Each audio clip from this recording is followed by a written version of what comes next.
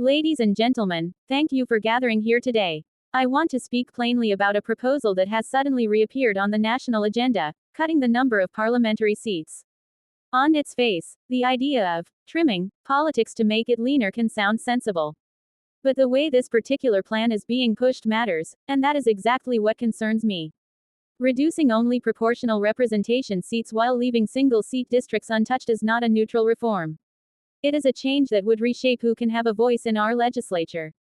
Proportional representation is the channel through which newer movements, smaller parties, and diverse viewpoints enter national politics. To lop off those channels is to silence emerging voices, not to streamline governance. We must not confuse convenience for reform with genuine sacrifice. True reform requires shared sacrifice and thoughtful balance, not maneuvers that advantage the already powerful. Large parties who can win many single-member districts stand to benefit if proportional seats are cut. That tilt weakens pluralism and narrows the range of opinions represented in our lawmaking. Democracy thrives on competition and on representation for a range of social currents, not on entrenching a duopoly. When we talk about cutting numbers, we have to ask, cut for whom, and to what end? If the motive is to punish politicians across the board, then the pain must be spread equally and fairly. If the motive is to weaken challengers and newcomers, then what we are seeing is not reform, it is consolidation. We are living in a moment of political diversification. New parties and civic movements are rising. They bring fresh energy and important concerns into national discourse. Many of these forces gain their foothold through proportional representation. To remove that foothold would be to make the system less open and less responsive. We should be wary of reforms that would, under the banner of austerity, hollow out democratic choice. Instead of taking a blunt instrument to one side of the electoral map, we must examine the whole system. Are there ways to rebalance without extinguishing voices? I believe there are, but they require deliberation. Every change to the structure of representation should be made with input from across the political spectrum. It should be made with careful study, not by surprise announcements or half-formed deals. Reform done hurriedly risks producing unintended consequences that last for decades. When new parties like the ones we've recently seen win seats, they do so because citizens are expressing dissatisfaction with the status quo. Dismissing those citizens by engineering the rules against them is a betrayal of democratic fairness. Let us also remember that cutting numbers is often framed as a way for politicians to show they are willing to sacrifice. But symbolic cuts that exempt the powerful while targeting the weak are not sacrifice, they are theater. If the goal is to make politics leaner and more accountable, there are other, stronger measures to pursue. We should be tightening rules around money in politics. That is where true sacrifice, and real accountability, lies. Corporate and organizational donations have long distorted political priorities. When political fundraising depends on corporate checks, policy choices risk being shaped by interests, not the public good. Removing or strictly curtailing corporate and organizational donations would change incentives in a meaningful way. It would force parties and politicians to compete on ideas rather than on access to big money.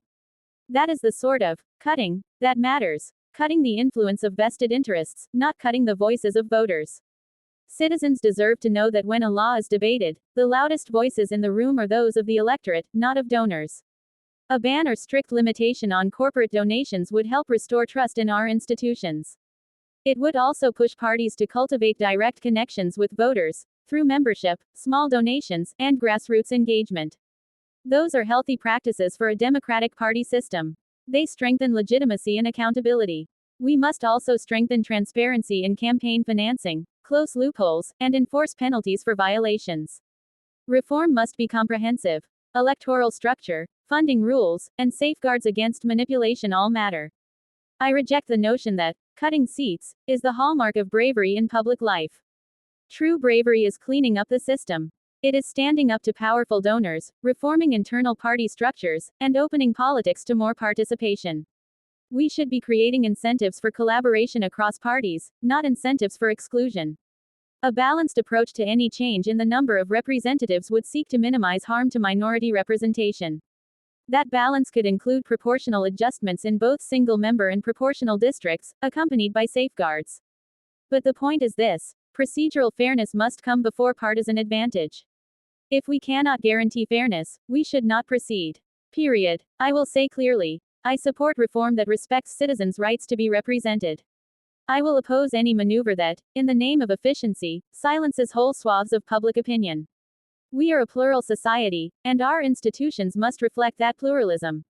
Reforms should be the result of dialogue, expert study, public consultation, and parliamentary scrutiny. Quick deals between parties behind closed doors are no substitute for democratic deliberation. If changes are to be made, let them be under bright daylight, with clear rules and protections for smaller parties. Let us also keep in mind regional voices. Local representation matters for balanced policymaking. Centralizing representation at the expense of local concerns would harm national cohesion. So yes, pursue efficiency where it makes sense, but do not equate efficiency with exclusion. And for those who call for sacrifice, ask them to show what they mean by sacrifice. If they mean limiting influence of corporate money, I will gladly stand with them. If they mean cutting the seats that give voice to dissenting citizens, I will stand against them. Reform without justice is not reform, it is a takeover. We must defend the principle that every voter's opinion can find representation. This is not about protecting particular parties, it is about protecting the conditions for democratic competition. In the end, the most important reform we can enact is to renew trust in politics. That requires openness, a reduction of undue influence, and a parliamentary makeup that reflects society's diversity. I call on all colleagues, across all parties, to reject crude, one-sided fixes. Let us instead commit to a measured, transparent, and fair process for any change to our electoral map. And let us put political funding reform at the center of the agenda, ban or severely restrict corporate and organizational donations, increase transparency, and strengthen enforcement. That is the real cutting that shows politicians are serious about reform, cutting the ties that undermine public trust. Thank you for listening, and thank you for engaging in this vital conversation about the future of our democracy. We will continue to press for reforms that expand participation, limit undue influence, and protect the voices of all citizens. We owe nothing less to the people we serve. Let us move forward together,